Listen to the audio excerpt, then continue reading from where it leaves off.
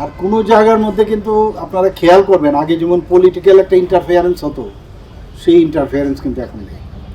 আমি একদম পুলিশদের আমি ওনাদেরকে ফ্রি হ্যান্ড দিয়েছি যে আইনের সাথে কোনো অবস্থায় কম্প্রোমাইজ হবে না। আরও কি কি বিষয় আছে, যে ক্রাইম যেমন বাড়ছে, তার যেমন সাজাও সেরকম বাড়া উচিত।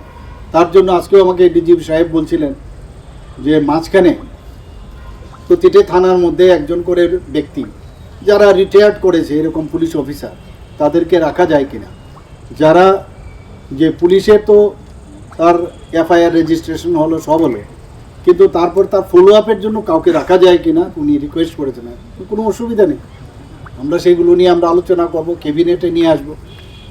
আমরা চাই যে আসল মেন উদ্দেশ্য কি, মেন উদ্দেশ্য হচ্ছে সাধারণ মানুষ ভালো থাকুক, সুস্থ থাকুক, আস্থা থাকুক, বিশ্বাস থাকুক, এবং আমরা এই কাজগুলো আমরা করব।